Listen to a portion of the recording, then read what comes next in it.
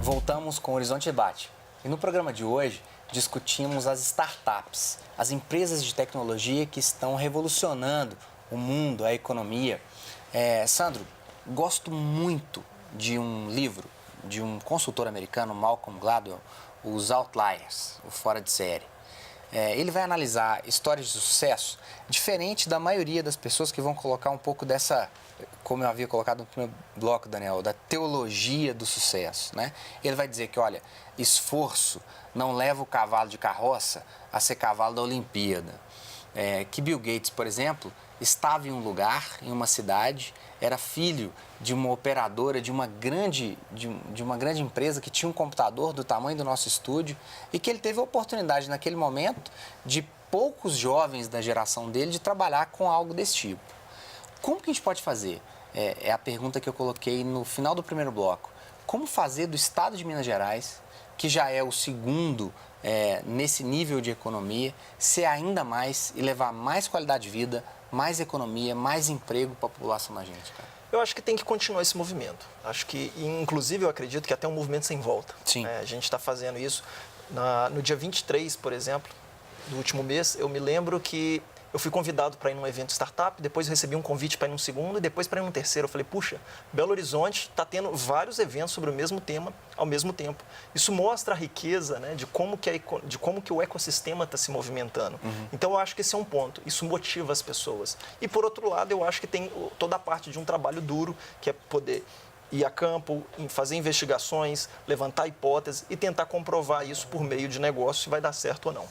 Silvana, o que faz do Estado ser, no Brasil, esse expoente? Então, quando a gente pensa, a gente tem que ter uma comunidade fortalecida, uma comunidade de startup fortalecida. E para mim, são 5 pontos essenciais que precisam ter para a gente continuar fortalecendo e continuando essa referência. Um é talentos. Uhum. A gente tem que ter bons projetos, a gente tem que ter pessoas capacitadas, a gente tem que ter formação empreendedora. Então, esse é o primeiro ponto. A gente tem que ter bons eventos, que é o que o professor Sandro disse. Isso que está tendo, essa mágica desses eventos, ajudam cada vez mais a gente propagar a cultura. O terceiro ponto é parceria. Ninguém faz nada sozinho, sabe? Você tem um resultado, mas você faz com outra instituição, você faz de forma colaborativa, você consegue exponencializar muito o seu projeto, né? o seu programa. O quarto ponto é o marco regulatório. Não adianta a gente estar burocratizado, o governo ele tem que deixar o Estado pronto para receber investimento. Sim. Né? Então, muitas empresas têm que bater na porta do Estado, têm que bater na porta do governo e tem que ter o terreno fértil para poder fazer isso. Já existe esse marco? A gente tem trabalhado, o Estado tem trabalhado muito para fazer isso, por exemplo, para trazer os startups estrangeiras que o CID recebe. A gente já dá auxílio ao visto provisório de 2 anos. Agora está tendo uma discussão na Assembleia para a gente melhorar o marco regulatório, para ajudar nos incentivos fiscais para o desenvolvimento das empresas que são nascentes, né? Um outro ponto que é o mercado. As grandes empresas, elas têm que estar abertas para negociar com as startups. Às vezes elas acreditam que é um projeto que está começando, ele não tem condição de me entregar, ou não tem condição de fazer parceria. Não, as grandes empresas têm que abrir a mente para esse novo mundo que está vindo, porque ela que pode ser o seu grande concorrente, que pode, inclusive, destruir o seu negócio. Então, a grande empresa tem que estar preparada para isso. Dinheiro é importante, mas ele não é tudo. Sem esses outros pontos, fica muito difícil da gente se tornar referência. Daniel, sempre quando falamos de startup, a gente usa muito o termo case, né? Um primo muito amado, André, um amigo, ele já gostava de computador, mas não era aquele adolescente típico que fica lá, se deixar 10, 12 horas no computador conectado o tempo todo.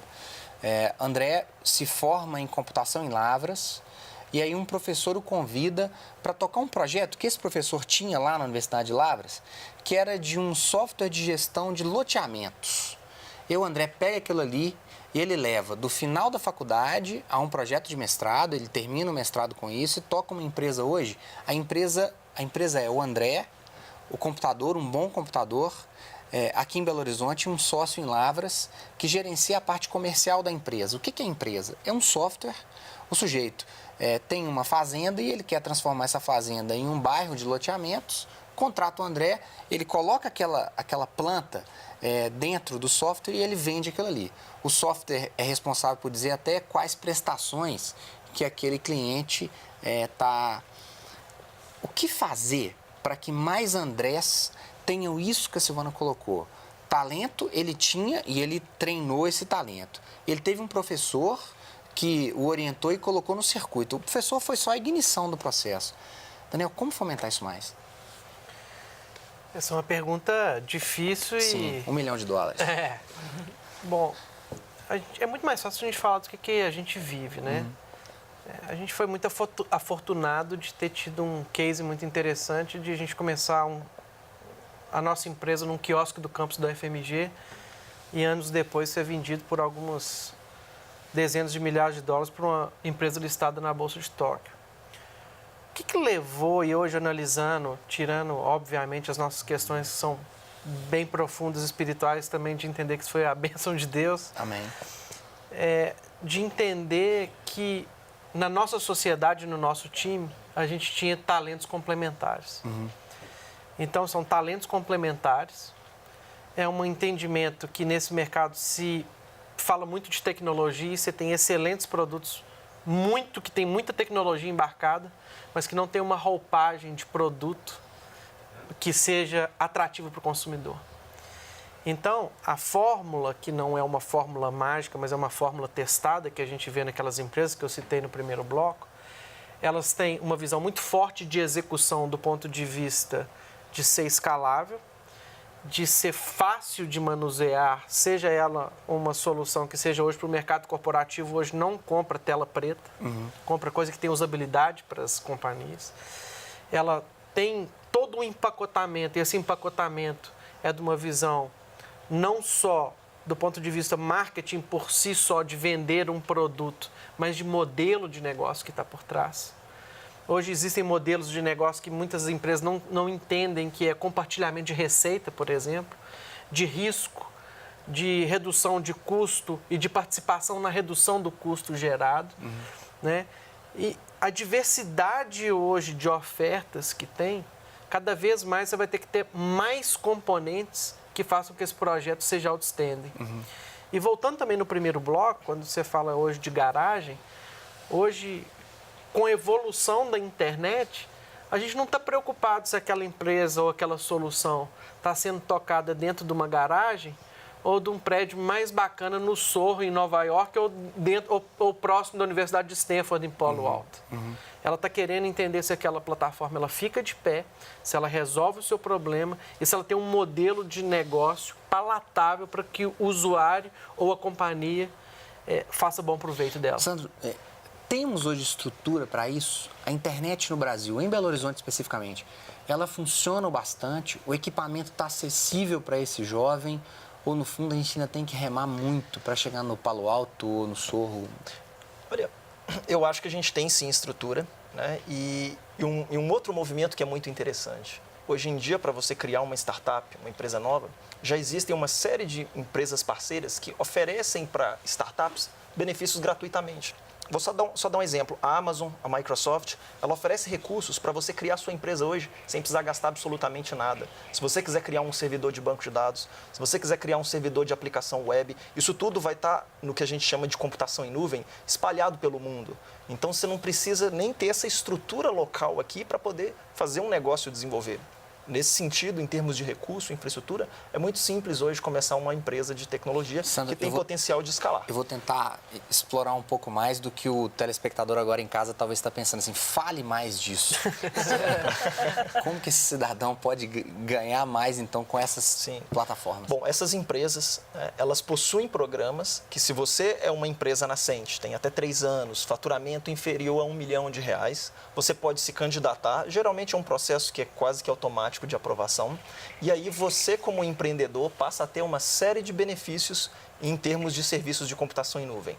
Os próprios programas de aceleração também recebem esses benefícios e passam para suas startups. Então, o empreendedor ele vai ter toda a infraestrutura de computação. Isso é algo que muita gente não sabe, na verdade. Né? Então, é interessante realmente deixar isso para o telespectador, mas são recursos que facilitam a vida de um empreendedor.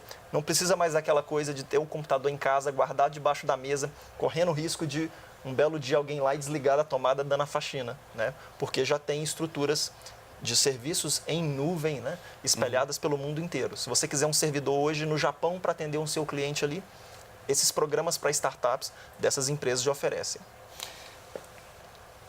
Vamos para um breve intervalo? Uma hora essa nuvem chove. E quem sabe ela chove para uma boa ideia.